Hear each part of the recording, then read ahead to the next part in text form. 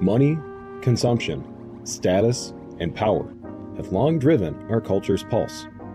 They've shaped our motivations, our behaviors, and our beliefs. But what happens when we give art the same influence? Writers, designers, musicians, photographers, videographers, and the world's most creative minds have the power to heal us, challenge us, and guide us back home to ourselves. In their hands and through their crafts, we find a new world, one where art is a catalyst for powerful change, where self-expression, human connection, and deep empathy are the world's richest assets. This is Art is the New Wall Street, with your host, Morgan Short. Hey, artists and creative friends. Welcome back to Art is the New Wall Street. We're in for a treat today. We're welcoming a magical human to the show today, my friend Chelsea Kazmierczak-Goethel. Chelsea is a board-certified functional nutritionist and an intuitive practitioner on her soul's mission to empower the healer within each individual and our collective. And she lives at the intersection of science and spirituality. She serves as a guide for others on their journey to whole person wellness. She has 8 years as a holistic wellness practitioner, and that has taught her many lessons. Most importantly, that to be truly well, we must nourish our soul, heart, mind, and body. Chelsea, thank you for coming on. Thank you for having me, Morgan. I am so thrilled to be here to have this conversation with you. We've had so many wonderful conversations throughout the course of our friendship, and I can't wait to have one recorded, honestly. I know. We've had so many conversations where I'm like, everyone needs to hear this. Okay, so Chelsea, a piece of feedback that I've gotten recently about me in my life is that I need to be less rigid.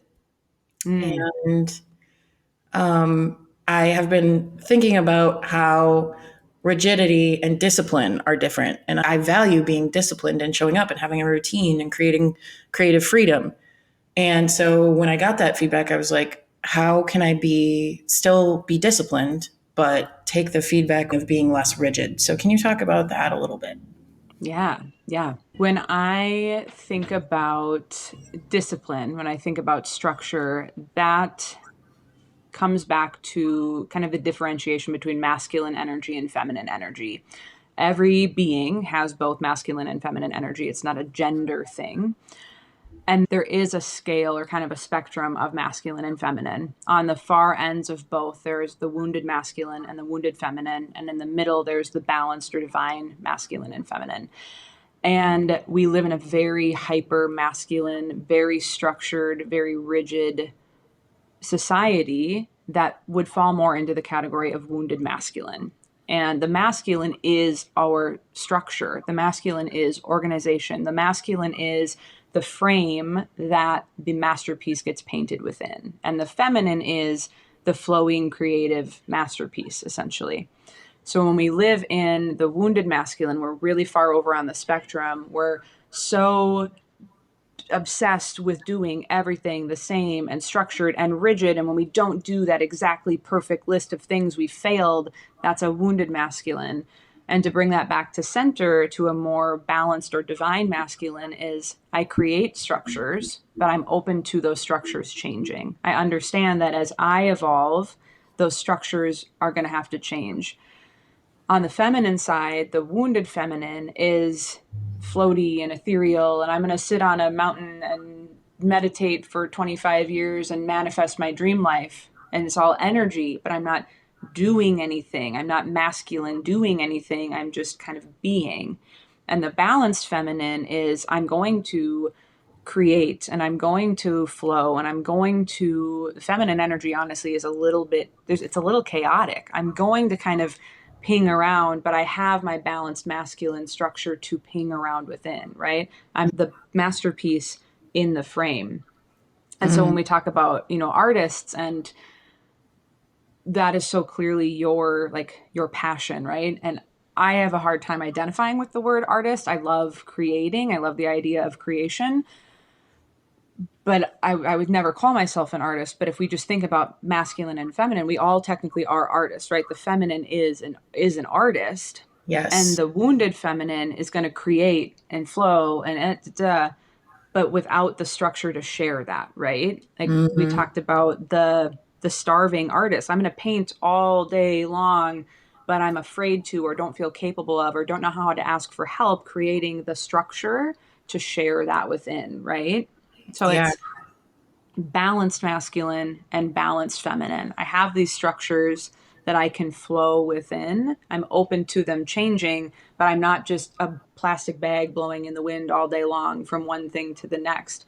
Some days we're more masculine, other days we're more feminine, certainly, but it's that like bringing it back to center, bringing it back to balance between the two. How do I go about that balance? I think the first maybe mindset shift beyond anything super tangible is trusting that you are inherently both masculine and feminine.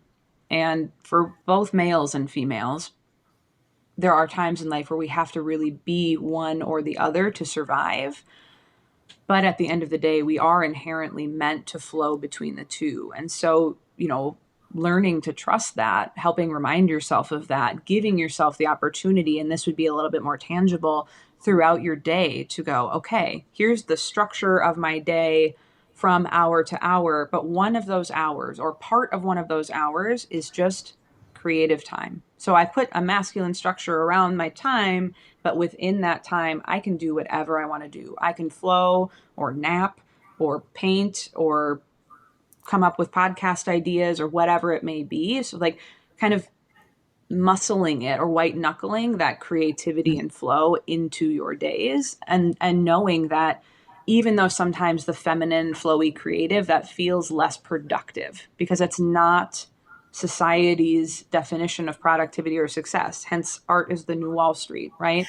If we Yeah. believed collectively that creating and flowing and art was truly our currency, that was really the energy we were meant to live like as our main thing, our main currency that we were working towards, this would be a very different story. But trusting that that creativity is just as valuable and just as productive as that like rigid structure, right? Yeah, I think as creatives, when the concept of routine comes up, they are like squirmy and they're like, no way, I Mm-hmm. can't do it. But I think when we change the mindset into more, we're creating a structure to allow the creative to flow, that is so profound and such a powerful insight.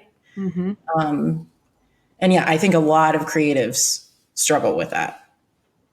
So many of us do. I even in my like career path and working in a clinic, working for somebody else that was so hyper masculine, so structured, something different, new client, different client every 15 minutes. This is exactly what you do all day long. To starting my own practice and my own business, there was this in between phase where things had been so structured that I was like, I can't do anything with any structure ever. I've got to just sit at my desk and see what happens. And I believe that good things will come from that. So good things will come. And they did, but it was like, okay, wait, no, just sitting here isn't going to be the answer either. There is like a sweet spot or a happy medium. And I would venture to guess if you grow up so inherently creative and artistic, the idea of structure feels almost threatening, or you as a kiddo, a really artistic kid probably doesn't fit in quite into the normal structures that we're supposed to fit into. So then you feel wrong, and you're either going to hide who you are and try to follow that hyper masculine route and Mhm. kill off part of yourself and your soul, or you're going to double down on who you are but not feel comfortable letting any of that in because you feel like you have to protect yourself from that energy. You have to protect your creative, flowy, the feminine parts of you from that masculine energy. And that's, we've gotten so black and white about things, and it's the same. It's so hyper this or it's so hyper that, but it's okay to look at it as a spectrum and try to find that middle ground for you. Yes, absolutely. I am one of those types of people who is all in one way or another. And I think only recently is duality a Mm, thing that I'm like, oh, right. It doesn't have to be either or. yeah. We see it so often, right? So as a nutritionist, the practice of working with someone on their health from a nutrition and kind of lifestyle perspective, the pendulum is so evident in those situations because somebody will be really maybe not doing the right things to take care of themselves. And let's use the standard American example of, fast food and soda instead of water and very, not moving their body, very sedentary, kind of what we see a lot of the time. And there are people that are like, okay, I'm going to go all in and I'm only going to eat salads and I'm going to go to the gym every day and I'm going to, drink 900 ounces of water every day. And you're like, okay, well, now the pendulum has swung.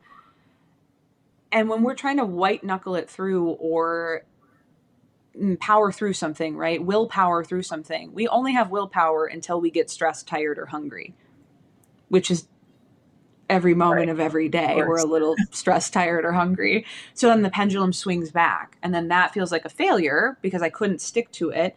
And then we beat ourselves up. And then we, go through the whole cycle of, okay, I'm ready to do it. And then it swings back. And it's like that in itself is exhausting. It is. And it's not a failure in any way, shape, or form. It's actually a huge win if you can look at, where am I? Where do I want to be? And take steps toward that middle, right? Yeah. Or think about letting go of the pendulum, letting go of the control of needing to be so perfect over here, but almost creating like a cushion for the pendulum to bump into on this side. So it's not so sharp, right? Like you get to make your own rules, right? Not rules can be a little extreme of a word, but you get to create like, what does success look like when I let go of that pendulum? Does it mean that instead of being hyper-focused on being perfect all the time, I have one day a week where I don't look at any metrics, any measures of success. I just sort of let myself be, right? It's not every day that I'm not looking at those things, but I have a little cushion to just let go of things, right? It's really that idea of kind of the pendulum is going to swing no matter what, but letting it be a little bit more gentle because eventually it will come to center.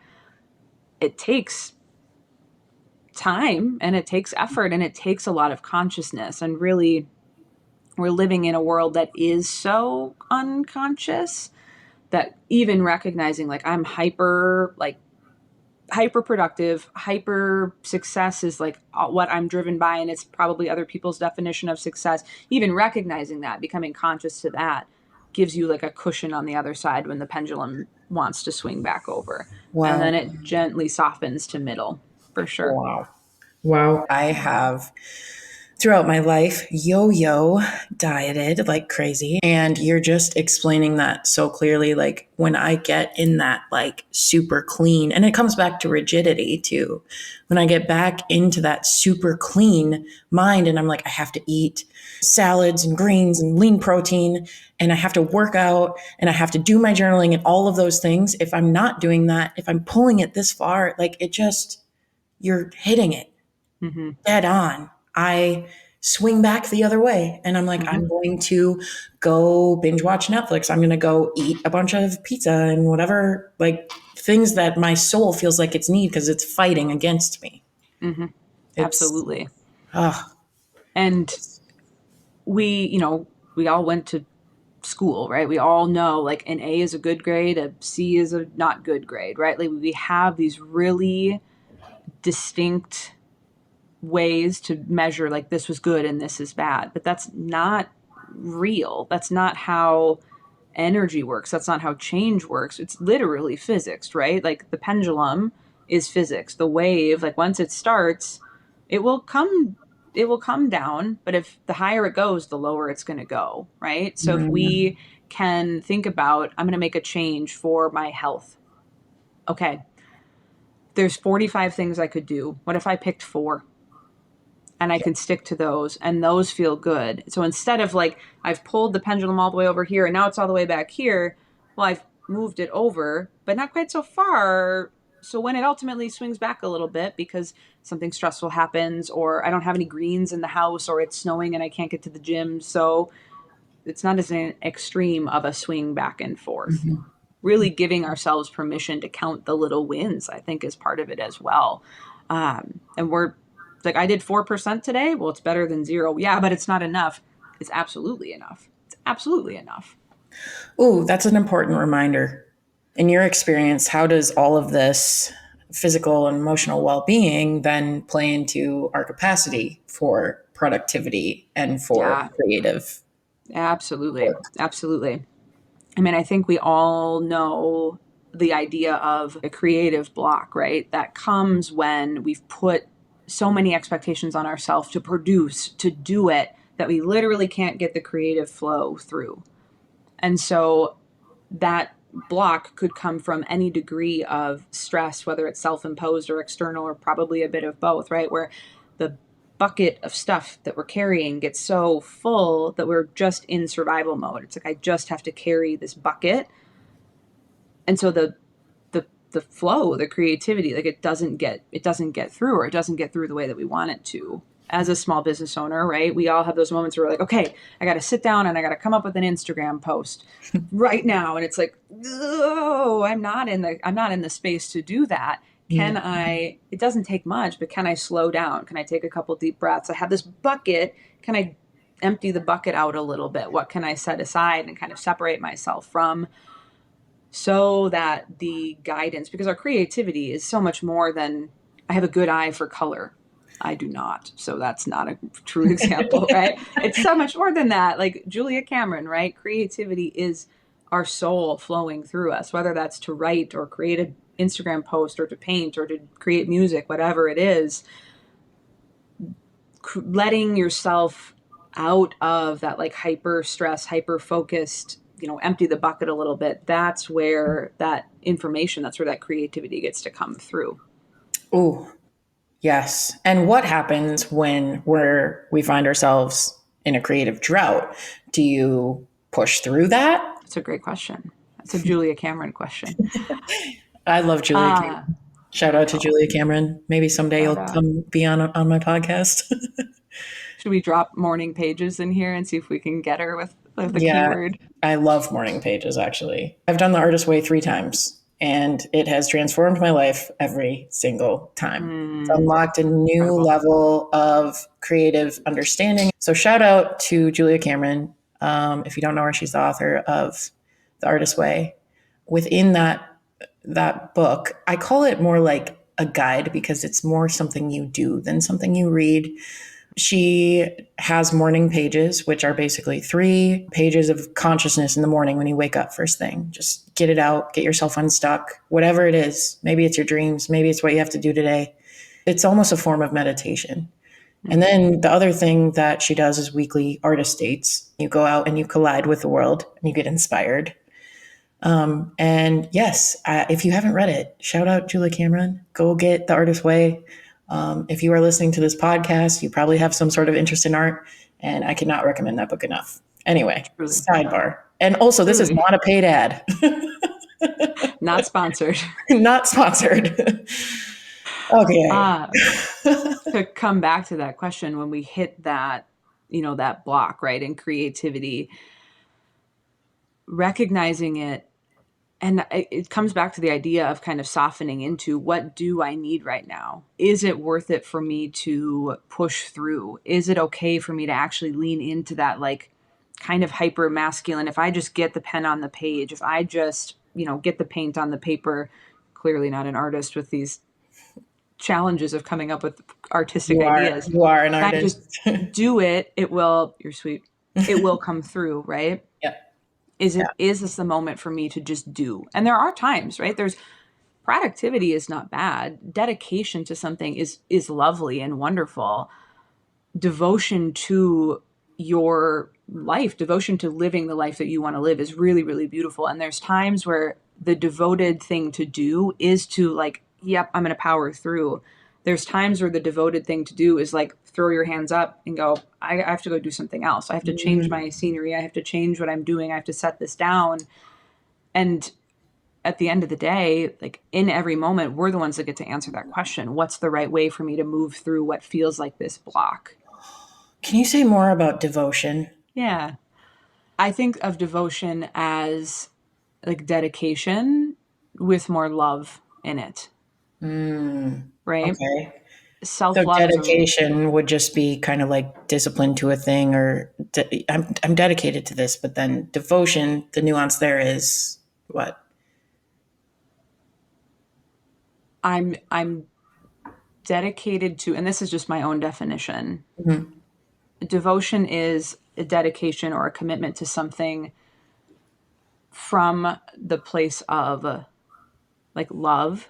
I'm dedicated to this project because it's my soul's work and I love it. And I'm devoted to seeing it through, whatever that means. I'm devoted to starting this business. I'm devoted to sharing the message about what it means to be truly healthy because I love that message. And I'm going to stick to that. I'm going to get that out there because I love it and I'm devoted to it.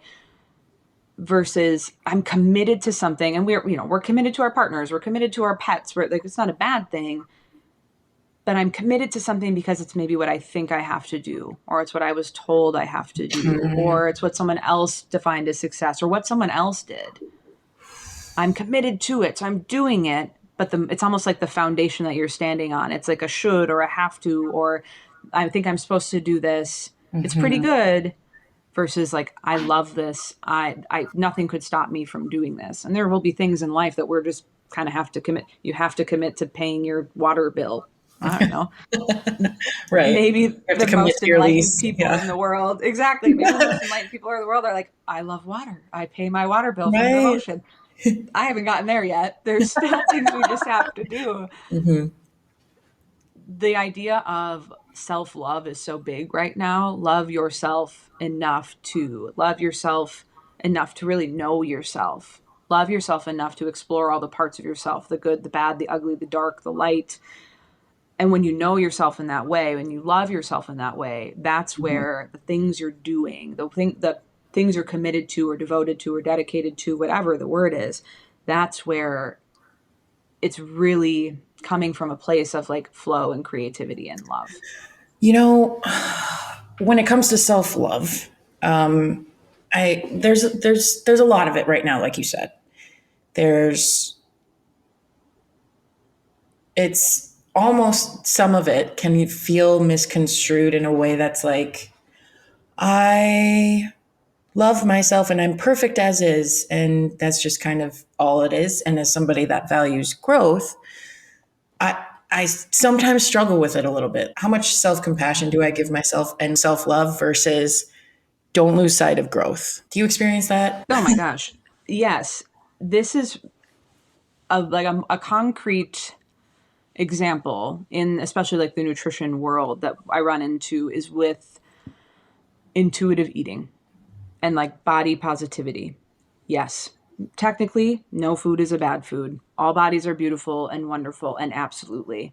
And depending on what one of us is experiencing, depending on what each of us is experiencing, could I care for myself, nurture myself, nourish myself, eat in a way, move in a way that honors who I am and how I got here, but is devoted to continuing to become the healthiest, best, most vibrant, truest form of myself.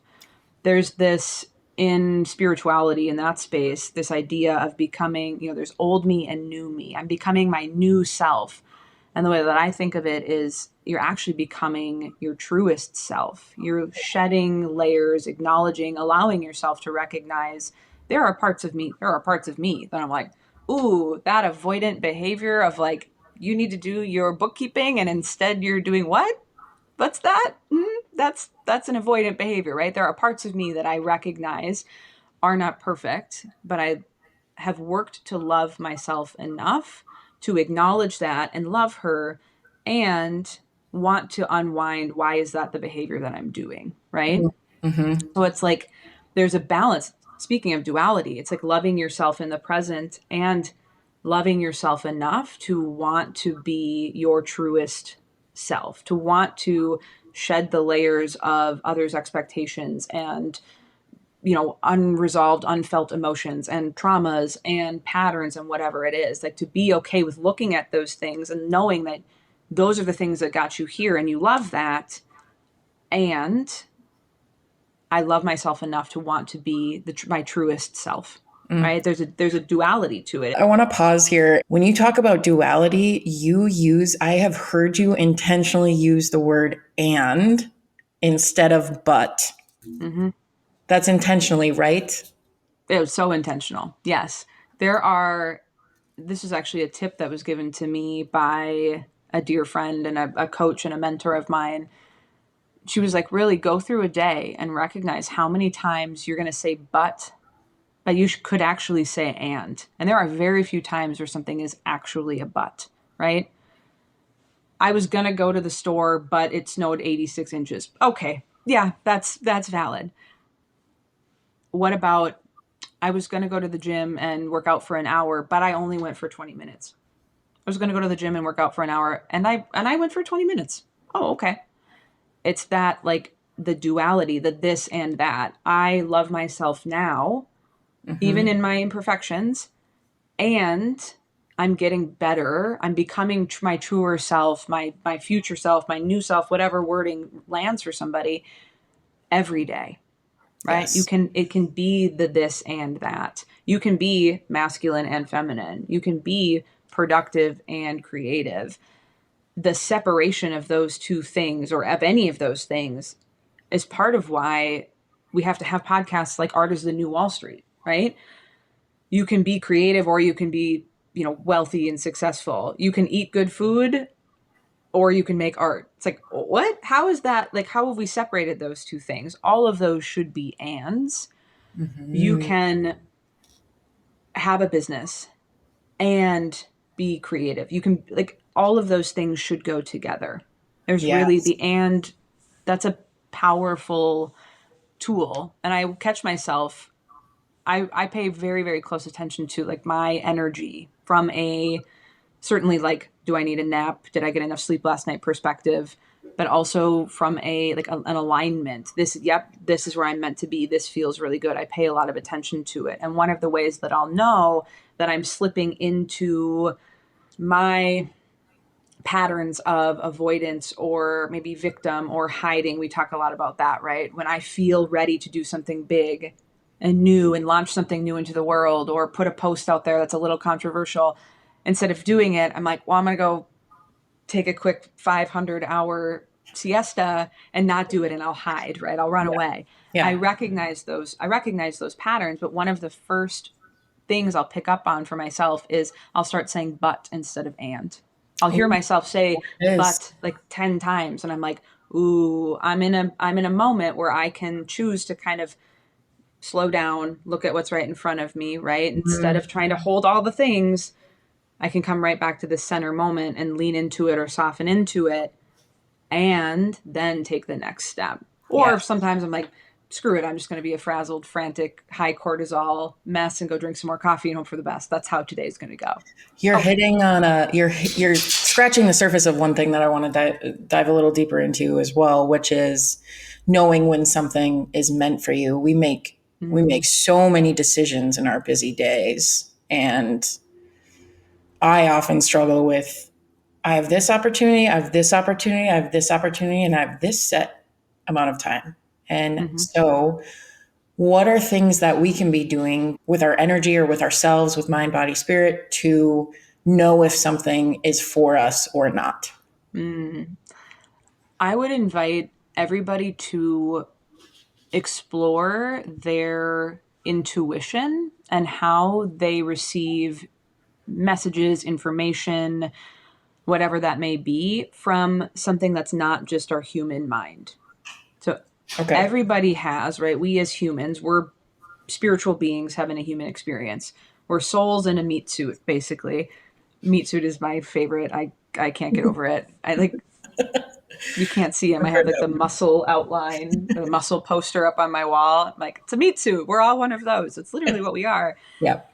We all have an energetic part of ourselves. And that is true whether you are Christian or atheist or Buddhist or Wiccan, I don't know, any of those things, right? There's a belief that we are more than just the human being walking around here on earth. And that energetic part of ourselves has information and has messages and has guidance for us. the best thing we can do, not that every person needs to go become a professional intuitive, right? I invite everyone to do that if they really want to. It's a pretty cool way to live. But to learn how you hear or feel those little pings. Some people will literally get a like, oh, yep, like a zap of energy. I feel it in my like heart and my stomach when something is right. But I have to be quiet or still enough for that to come through. And it's like a muscle that you practice, right? I could be driving now and I'm like zipping along and I get a little like, oh, there's 2 routes I could take here. Oh, that's the one, that's the way to go. Okay, I'll go that way, right? It can be that every day and that simple. For some people, it's feelings. For some people, it's a knowing. This is really, really common where it's like, if I get still for a second, and this does take practice, right? Our world is busy and frantic all the time. It takes an intentional, like, I'm going to get still and I'm going to take a breath. And if I look at that opportunity, I got nothing. When I look at that one, oh, yes, that's the one. Yeah. Or if I get really still, a little knowing will come in. Oh, okay, that's where I'm going to go. Some people hear things, some people see things, whatever it may be. Like, figure out how your soul, your energetic self, whatever wording is comfortable for somebody, how does that talk to you? How does that get information through to you? And use that. And it takes a lot of trust, right? And I have gone not the route that I thought felt right and gone the other way and hit a traffic jam 900 times, maybe more, right? I have ignored that inner knowing, that like sense of like, nope, nopers, and done the thing anyway. Yeah. A million times. It's the lesson of learning, right? That's life. That's part of the journey. But really learning how your soul sends you messages or gives you guidance. Oh, yes. And what happens when we have to make all these decisions and there's all these demands in life is we are feeling the energy of others. I'll go there with you. I want to ask you about what happens when we are pouring ourselves out to the world and we want to maybe save our friends or our family, or they're going through something crazy. What can we do to limit the craziness? Taking the time at the beginning of the day, even if it's 2 minutes while you're brushing your teeth, right? To set, whether it's, I'm grounded and I'm guided, I'm aligned and I'm here for love, I'm whatever it is, setting an intention and giving yourself a moment to just put up a little bit of a boundary around yourself. We have a really hard time with boundaries, partially because I think we're taught that like that line can never be crossed. Once it's up, you can never be there for somebody. It's like, well, I think about like a personal boundary or an energetic boundary, kind of like a bubble, right? It's there, but I could stretch through it if I needed to. Someone can still get close to me. It doesn't prevent us from interacting, but there's just a little protection to it that helps us not pour out those last few drops right at the end of the cup. And then we're like, oh, our cup's empty. I don't know what to do now. I gave you everything to help you, but now I'm depleted. And you're actually still kind of depleted because I didn't take care of myself first. And oh no, this isn't, so creating a little bit of like a protection. 2 minutes, brushing your teeth. All right, today I'm grounded, I'm guided, I'm protected, I'm loved, I'm here to live my mission of XYZ.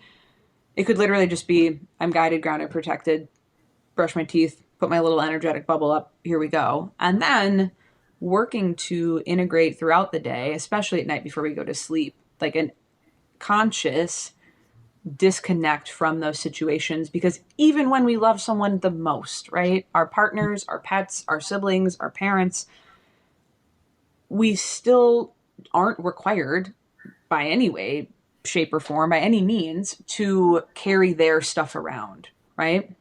And so putting in the conscious effort to kind of detach from those energetic situations so that you get to start the next part of your day or your next day or that next phase of your day in a fresh place, and you can separate so that you're not at the end of the day getting there with your bucket of all the stuff you dealt with today, is full and overflowing, but your actual self bucket is empty. And you're like, what am I supposed to do about this?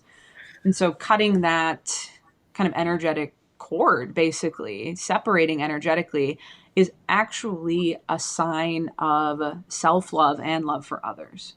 It does no benefit. Think about it like this. We carry around other people's stuff all day long. I'll solve this problem for you. I'll do that for you. You dump that on me. Okay. We do that. Would we want to do that to other people? Right? If we're dumping onto someone else, it's like, oh gosh, by all means, like separate that from yourself. Give that back to me. I don't want you to have to carry that around. So it goes both ways. So it's actually really loving, certainly of myself. And then I can be more loving to others if I create a little bit of a boundary or separation. We talked about blowing roses earlier, if you want to go there, right? Yes. How do we actually put this into action when we're in the storm of it? Yeah. Chelsea, tell us about blowing roses. Yes, given to me by a intuitive, I don't know where she got it. She might have come up with it. She was lovely. Blowing roses. So picture, you've got a situation, a person, a group of people, whatever it may be, that exists, of course. And maybe even if it's the person you love the most in the world, it's just running in your mind and you can't focus on anything else. And it feels like that's a part of what is preventing your intuition or creativity or whatever from flowing through. And you're like, I'm losing my marbles over this situation. So you picture a rose and it can look like whatever you want it to look like. Purple with green polka dots, doesn't matter.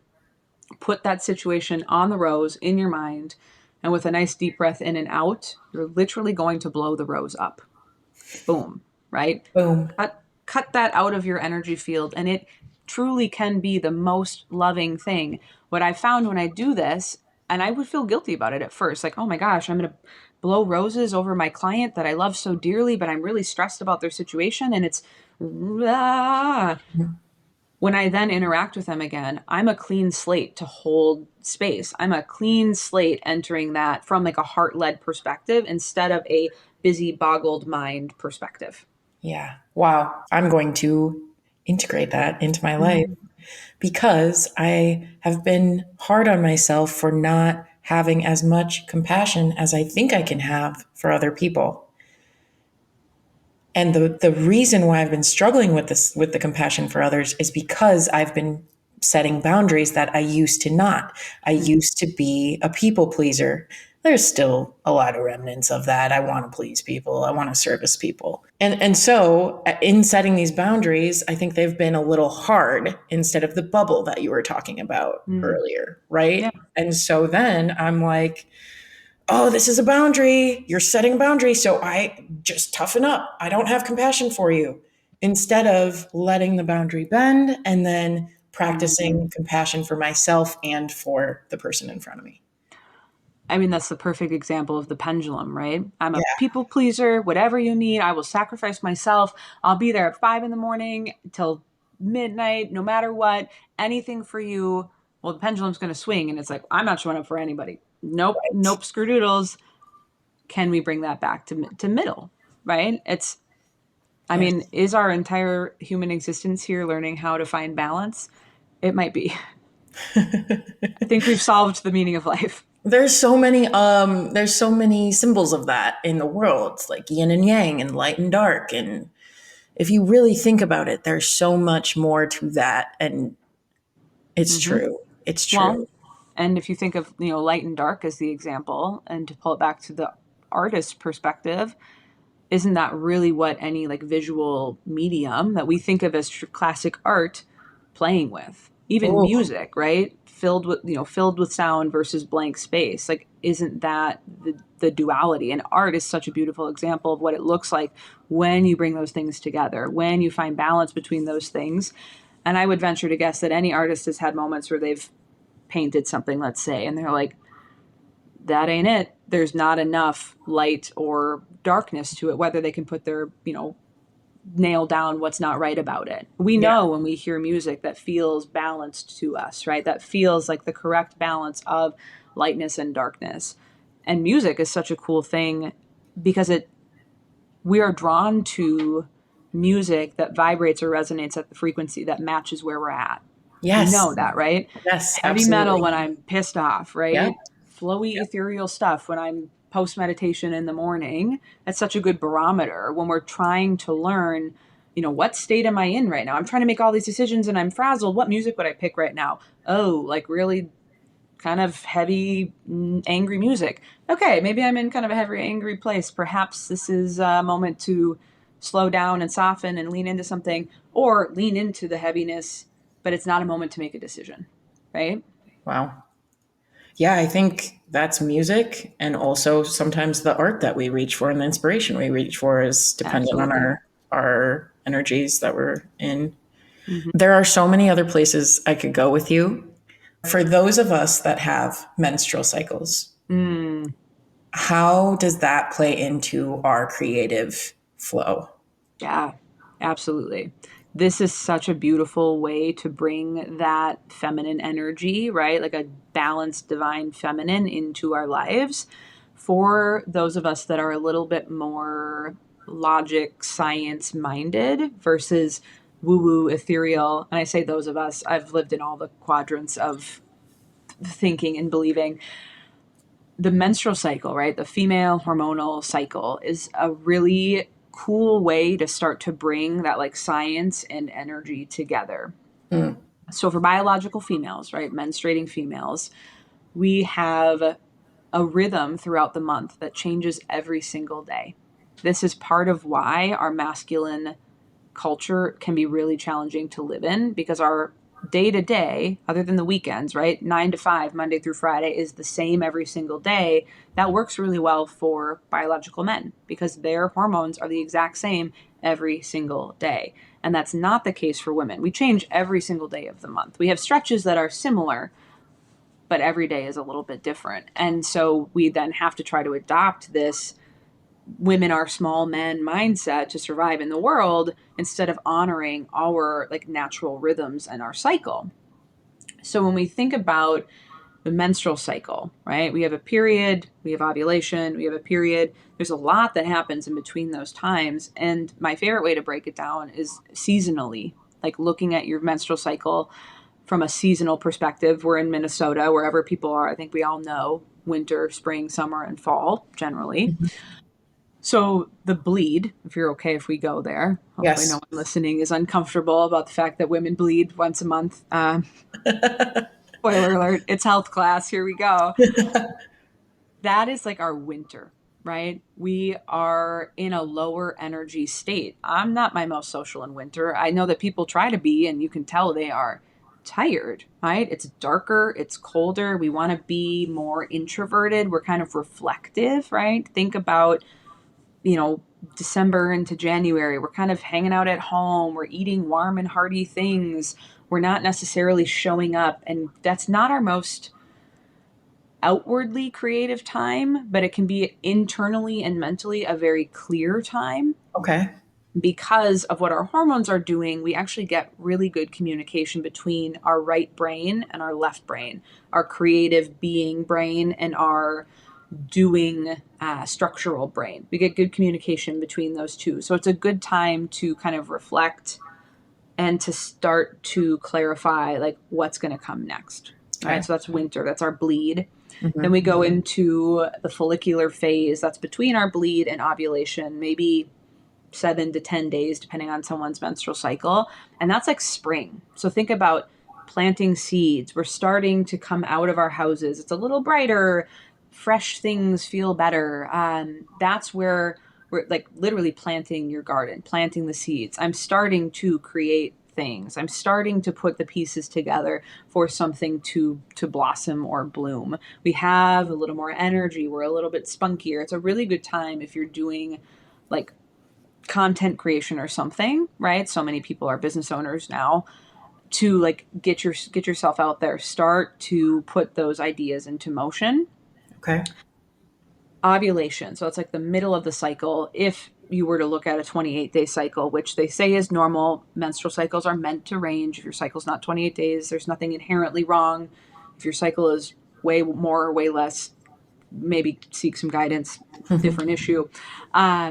Ovulation, so day like 14, let's say. So day like 12, 13, 14, 15, 16, kind of this like 3-4 days in the middle. That's like summer. And we joke that it's hot girl summer because that's when we're like feeling our best. That Yep. is the like show up, show off your work, right? Things have blossomed, things have bloomed, and like put it out there. And that's where spending time in winter, kind of reflecting on what went well, creating a little bit of structure so that in hot girl summer, you can show up and you're like, here's my work, here's my art, here's what I've been up to. Look at me, I'm right here with you. That's a really good time to do those things. And that's kind of a feminine masculine balance again, right? Yep. Yep. And then post ovulation, pre bleed, that's our luteal phase. That is where we start to wind down. That's like our fall. So if you think about early fall, we're still going out, we're going on walks, we're seeing people, patios are still open here in Minnesota. And then we get towards that, like maybe week before our menstrual cycle, and we don't really want to go out quite as much. Our energy is a little bit lower. We've harvested what we planted, and now we're kind of, in a little bit of cleanup mode, starting that reflective phase, a little more introverted.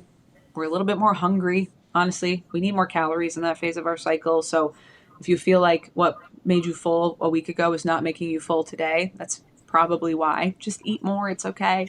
But that is kind of that like fall internal reflective time. And then we go into winter where we really do like full reflect and start to plan. Then we go plant our seeds. Then we show up, we blossom, we harvest, we reflect. It's that kind of cycle. This is fascinating to me. And I think I could definitely work on aligning both the work that I do, maybe the time that I spend in the gym or other areas of my life according to my cycle. Could we briefly take an example? So let's just say, maybe building this podcast. So in building this podcast, there's a couple of different things I have to do. Number one, I have to do scheduling. I have to schedule my guests. I have to brief them. And then I also have to do recordings. I have to have the actual conversations and get in a flow with that. And then I have to create the content after and publish it. So with those different steps, what would I do for each of those if you were to recommend and align it a little bit for me? Yeah. If you were going to look at a month, right? Yeah. So you've got your, Chelsea's coming on the show. I need to get that on the calendar. So that to me would come through as more of like a fall or winter activity, right? Kind of an organizing, like, where am I going to put that in the future? Because the actual recording, that's more of a spring or summer. And the creating of content around it would be kind of summer. But you could look at like scheduling in winter, recording in spring, creating content around it in summer, and even fall where you're kind of harvesting would be almost like your editing phase. Okay. I'm working on it. I'm clarifying what went well, what didn't. I've got it all set. Yeah. It's all harvested. So then it can go out to the world. Well, and really the magic would be, I don't know how podcasting works, but you get it all set and then you schedule it to go out, and you schedule it to go out while you're in your winter. So something is still happening, but you don't have to do it, right? So it's like, I'm going to schedule it in the winter. I'm going to do it in the spring. I'm going to kind of put promo together, and you suppose you could promote it before you edit it, or maybe that all kind of goes together. Yeah. I'm going to put promo together and like make a video about it or make a post about it.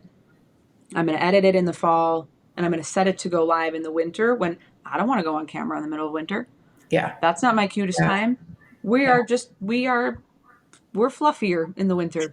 It just is what it is, right? We're pale and we're fluffy. It's fine. We're surviving. It's okay.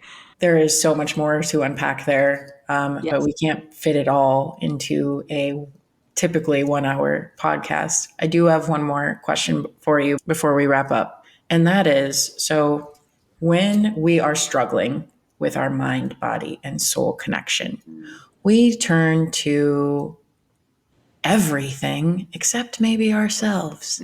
And so I wanted to ask you, we've talked about this before, Chelsea, that you have kind of something with the word healer. So tell me about that. Tell me your perspective on this and what we should do when we are struggling with this. Yes, I have beef with the word healer, and that started very, very early on. I mean, 7-8 years ago when I started my career in holistic and functional nutrition. You're a healer. And it was like, I'm not Jesus. Like, what do you mean? Like, I have education and skills and knowledge to help someone understand what's going on with their body. But ultimately, anyone in that like provider, practitioner, healer role, we're using our knowledge and skills, and maybe it's healing, intuition, whatever it is, to help you figure out what is going on that's maybe not meant to be there. My job in functional nutrition is to look at what's getting in or what has gotten in that's not benefiting the function of your body or the health of your mind or your soul.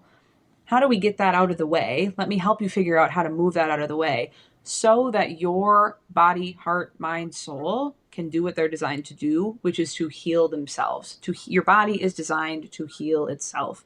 If you want a scale to go back to balance, right? If you want your body to go back to homeostasis, and on that scale, there's a bunch of rocks on one side, move the rocks so it can come back to balance, right? Mm-hmm. I have the ability to go, oh, well, there's a bunch of rocks there.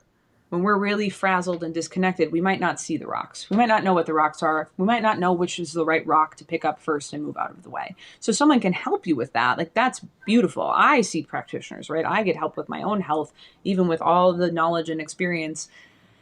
It's wonderful to have someone else's look at it and kind of expertise on it.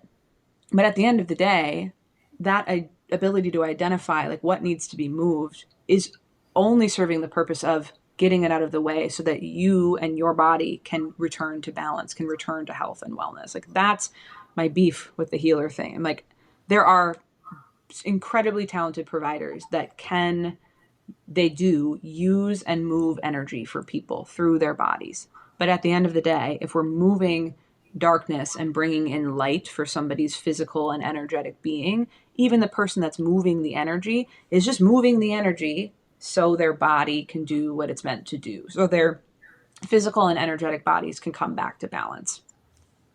When we feel disconnected, when we feel frazzled, the dream scene is that we notice it. We recognize, like, I am all over the place right now. I need to just slow down. I need to recenter.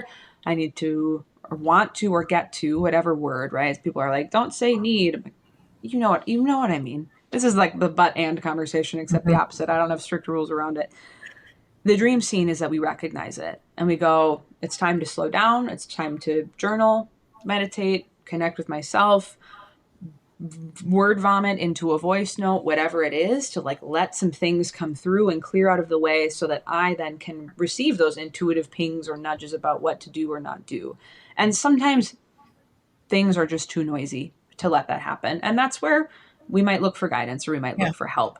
Yep. But even in seeking help, if we find someone to help us or guide us from that really frazzled place versus slowing down and pausing and really letting your most stable self figure out who the right person to guide you is, like, that journey in that relationship is likely going to be much more beneficial and feel much better, right? Yes, being that most well-resourced version of myself, and then maybe getting some extra help too. And if people need help, how do they find you? Where do they find you? And do you have any upcoming work or services or events or anything that you'd like to plug? Yeah. So Instagram, of course, is a wonderful place to find me. I'm Chelsea.Kaz.Goethel. I have recently, in the last few months, started offering an expanded service, which has been really exciting for me. 7 some years in the field of functional nutrition, biochemical wellness, really taught me the lesson that to be well requires, and I say requires not lightly, us to care for our physical body, our emotional selves, our heart, our soul. Like, all of these parts of ourselves need nourishment. And so growing through feeling really stuck in just providing services that were nutrition and physical body oriented, through that has been birthed the offering, the session, Nourishment for the Soul. A new offering. It's a one-on-one service. It is really a comprehensive look at what's going on with somebody physically, emotionally, energetically, spiritually. And what comes through is a lot of information and messages from somebody's whole self. So it's a very all-encompassing session looking at how am I moving? How am I eating? How is my nervous system? What's going on with my emotions, my mind, my soul? And so there's a really unique and beautiful set of guidance and then tools that come through for someone.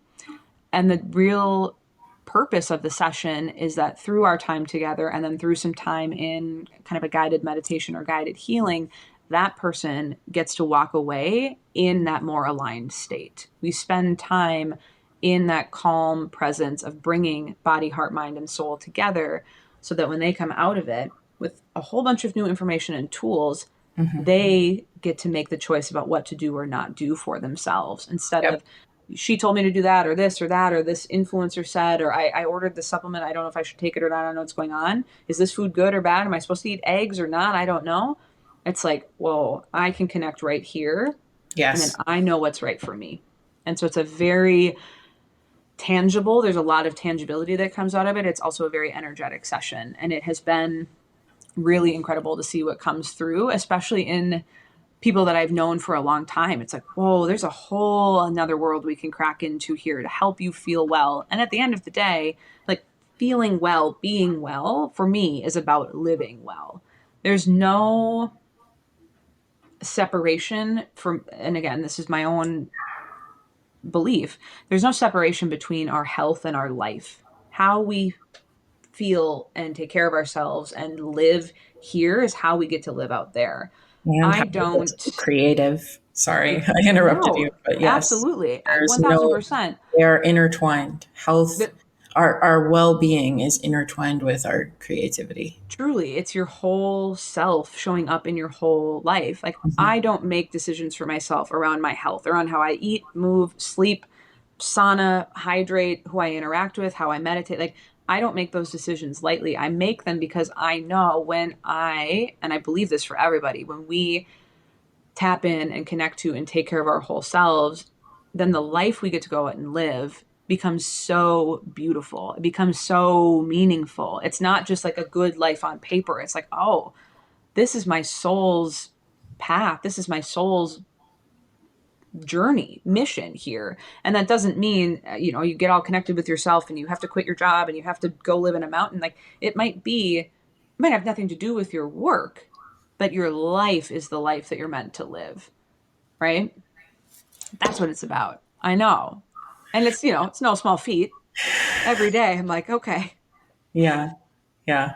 Wow. There's something bigger here though than just like take your vitamins and eat salads and go on a run. It's so much more than that.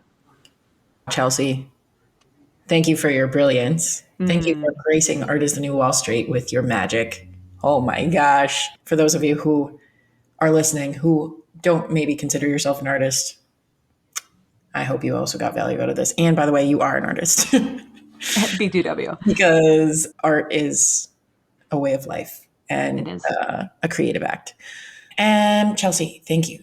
And to all of our listeners out there, huge thanks for tuning in and hanging out with Chelsea and I today. Keep creating, keep making magic. Your art is a gift to you and to the world. We will see you next time. Thank you, Morgan, so much. This is beautiful. Thank you for tuning in to this week's episode of Art is the New Wall Street. If you liked what you heard today, give our show a follow or subscribe wherever you listen to your podcasts. You can find us on social media or at artistthenewwallstreet.com. Keep creating, and we'll see you next time.